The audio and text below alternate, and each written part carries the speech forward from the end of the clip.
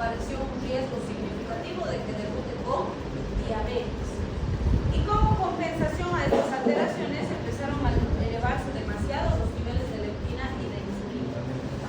En base a este estudio, los científicos concluyeron que la ausencia del receptor H3 parece ser un factor de riesgo de obesidad y de diabetes. Entonces, en base a ese estudio, plantearon una hipótesis y dijeron: ¿será que si estimulamos el receptor H3, podríamos usarlo como un factor de protección de diabetes y de obesidad? No podemos afirmarlo, hay que hacer el estudio. Con esos resultados no puedes asegurar. Daría a pensar que sí, pero podría ser que no pase nada, ¿sí? Entonces, están haciendo la segunda fase y esa es una de las bases importantes para probar estos fármacos en la terapéutica, ¿sí? Bien, aquí siempre les digo, miren, estas fotitos que tenemos acá, aquí tenemos un eritema terrible, aquí tenemos máculas, aquí tenemos eritema maculoso. Todos estos pacientes tienen en común que están con una reacción alérgica. Este, por ejemplo, es una paciente con alergia al sol. Lo único que hay es exponerse al sol, terrible, ¿no? Entonces, fíjense, yo siempre les digo, la triple respuesta que se habla como clásica, reacción, hipersensibilidad, asocia estos tres elementos: rubor, prurito y edema. Eso es lo que tienen estos pacientes. ¿Pueden haber otras cosas más? Sí, pero estos tres no van a faltar en una reacción de hipersensibilidad. ¿A qué se deben? A la vasodilatación intensa que se produce por todo lo que hemos visto de la histamina y a un reflejo axónico activado a nivel central. Entonces aquí les pregunto, ¿cuál es el beneficio para el paciente de estos signos y síntomas? ¿Para qué le sirve al paciente? ¿Para qué? Para saber que es alérgico.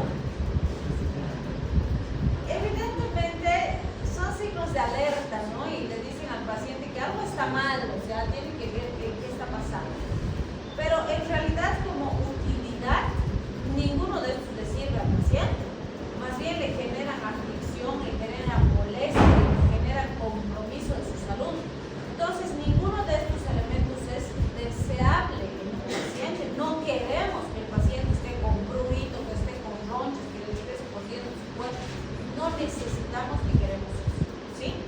Entonces, en general, esto no suele ser algo que buscamos en el paciente, sino más bien el tratamiento va a ir enfocado a controlar estos signos y síntomas, quitarle el prurito, quitar el eritema, quitar las ronchas, ¿sí? Bien, entonces vamos a ver que para eso usamos los antihistamínicos, sobre todo los antagonistas H1, son los que se han utilizado con estos fines. En algunos casos puede haber participación de H2, H3, pero en general es H1 los que vamos a usar y no agonistas, sino antagonistas H1, ¿sí? Bien, ¿qué tenemos en relación a agonistas de histamina que se ha estado probando en experimentación? Por ejemplo, se está probando fármacos agonistas H2, es decir, que estimulen H2, como 4-metilhistamina, betasol, impromidina. Fíjense, resulta que impromidina y betasol que estimulan H2 bloquean H3. Les pregunto, ¿cuál sería el beneficio para el paciente de aumentar la actividad en H2 y disminuir la actividad en H3?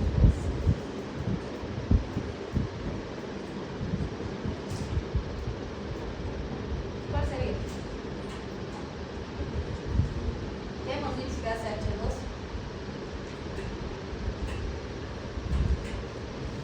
Ayuda al proceso más que todo de digestión, degradación, y otro que ayuda también a no para que el paciente no llegue a aumentar primaria de pues algún factor de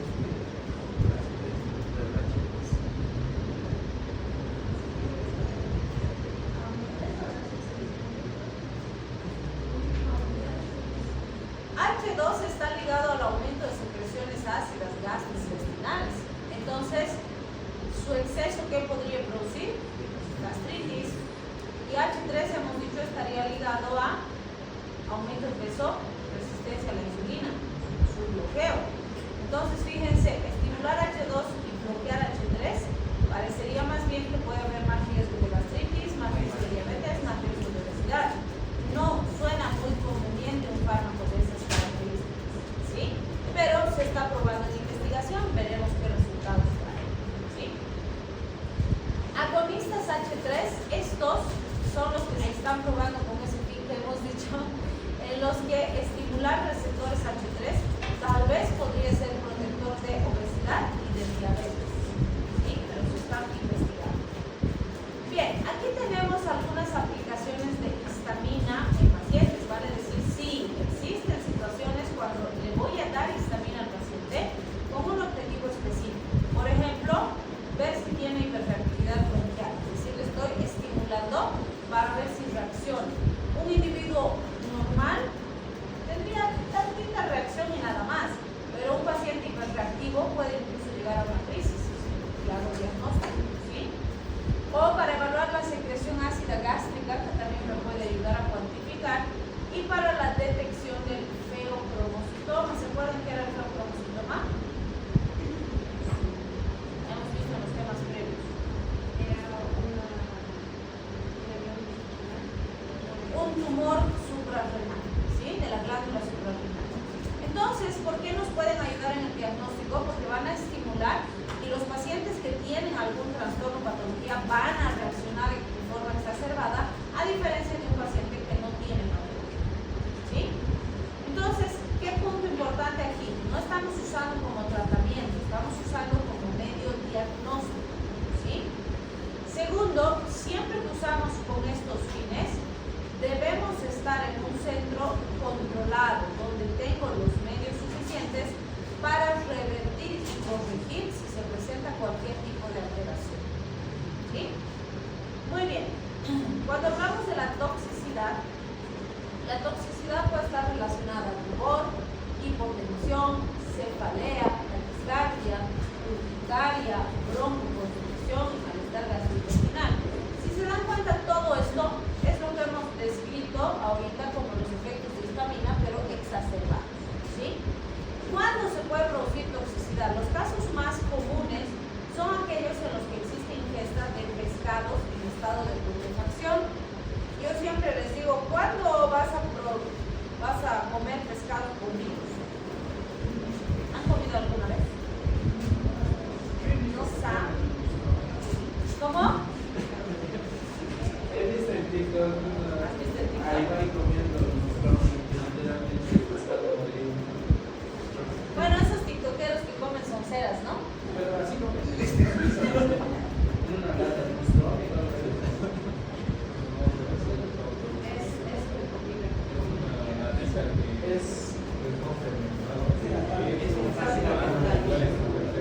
Debe ser así tipo los quesos Roquefort que se han preparado así, ¿no?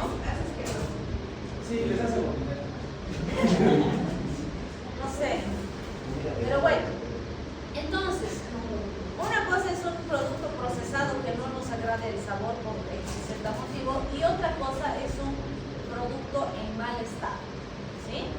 Entonces, ¿por qué los pescados en estado de putrefacción tienen esa característica? Porque cuando entran en estado de putrefacción acumulan grandes cantidades de histamina en su carne. Entonces, cuando tú comes es como si te estuvieras tomando cócteles de mega dosis de histamina y produce la intoxicación, ¿sí? Obviamente siempre les digo aquí, en su sano juicio, no va a ir uno y va a comer pescados podridos, no se va a comprar pescados en mal estado para cocinarse, ¿no? Entonces, sí, a veces pasa que son engañados por los productores. Yo siempre les digo, nuestros comerciantes son súper inescrupulosos, no les interesa el daño a la salud que generan, lo único que les interesa es la ganancia, ¿sí? Entonces, por ejemplo, van a ver que aquí, pues como no tenemos lagos, mar, cosas donde sacamos pescados, entonces es común que llegue mucho pescado en Semana Santa, en estas fechas donde se come pescadito. Y muchas veces, pues en el camino, en el proceso, no se conserva bien y entra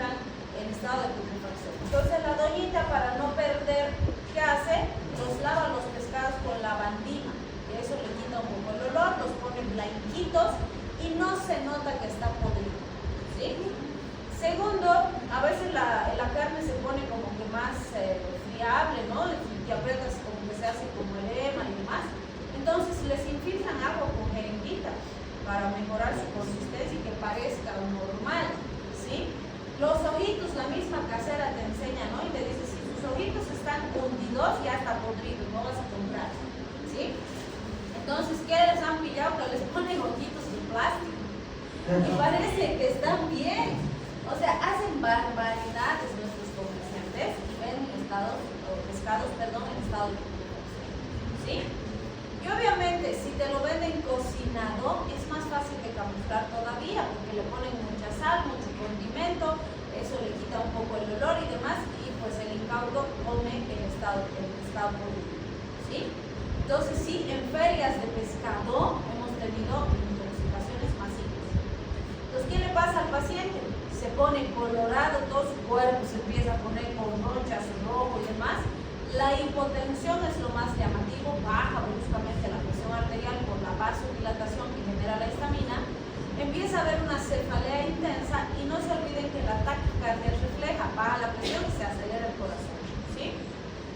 Además empieza a picarle mucho todo el cuerpo y lo característico es dificultad para respirar y puede haber malestar gastrointestinal, diarrea, vómitos, retorcijones, etc., ¿sí?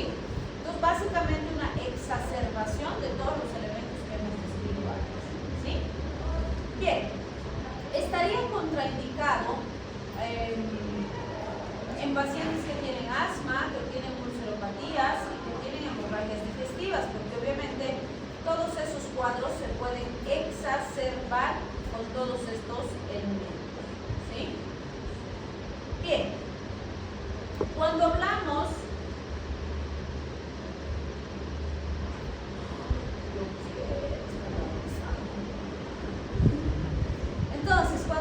de los antagonistas de histamina, fíjense,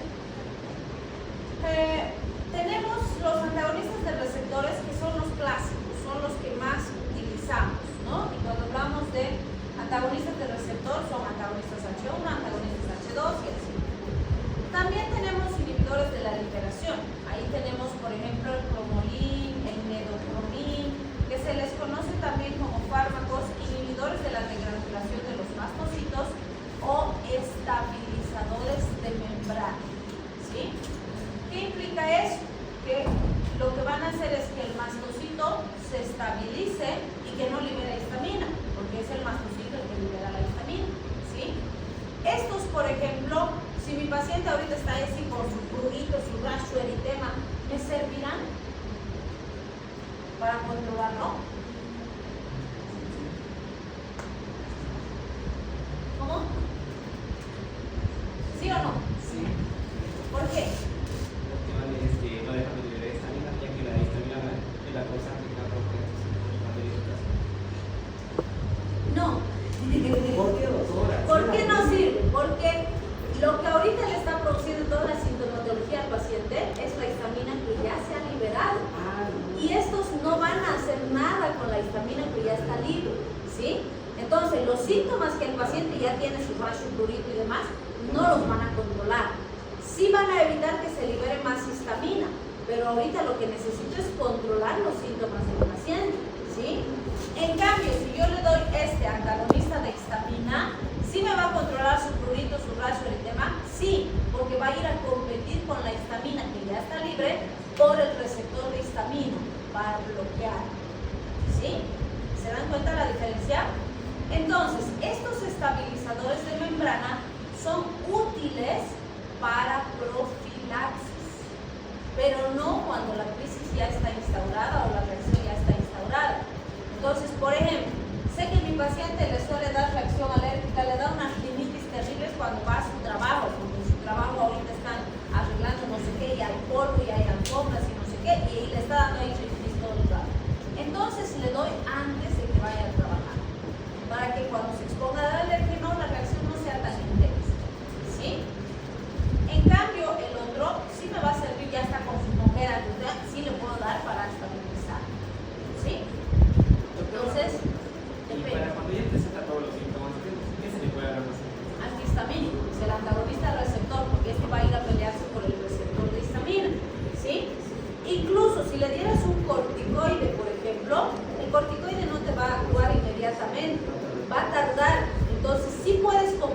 el antihistamínico que va a competir por el receptor con el corticoide, que sí te va a ir estabilizando más, pero a largo plazo. Pero lo que ahorita te va a ayudar con el paciente es el antihistamínico, ¿sí? Ahora, si fuera muy intensa la reacción en papá, adrenalina. Si es un shock anafiláctico, el paciente está con edema de glotis, adrenalina. Es antagonista fisiológico, no hace nada con la histamina ni con el receptor de histamina, pero revierte los efectos. Me abre la glotis, me relaja los pulmones, hace que el paciente pueda respirar, lo estabiliza para un caso agudo y ahí ya empiezas con tus antihistamínicos, tu corticoides, ¿sí? Entonces, por eso es que, por ejemplo, los que tienen, no sé, alergia a las picaduras de insectos y cosas así, con su adrenalina en mano, ¿no? Si pasa algún accidente, ¡ping! Y eso nos ayuda a salvar la vida porque hasta que lleguen al hospital y demás ya no la pueden. ¿Sí? Bien. Entonces vamos a empezar con los antihistamínicos H1 de primera generación, que son los que más se usan. ¿Sí? Y sí, es el grupo más grande que tenemos, porque son los que más se han estudiado.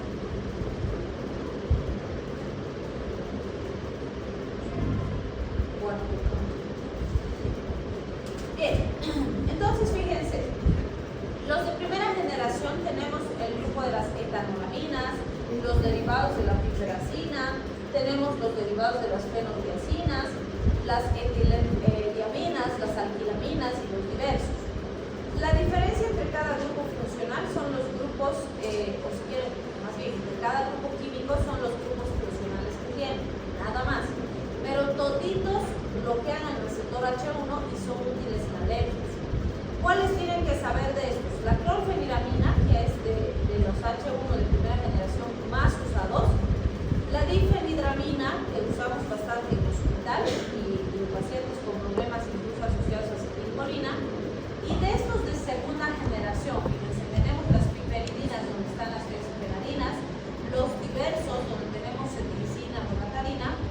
Vamos a ver que de la cetiricina, loratadina, desloratadina son los más usados. Entonces van a aprender dosis de difenhidramina, clorfeniramina y cetiricina. ¿Sí? Bien, entonces fíjense sus características. Químicamente, todos son aminas con grupos químicos adheridos diferentes que les dan esa clasificación en subgrupos. Se absorben rápido por vía oral, la mayoría tenemos un muy buen resultado por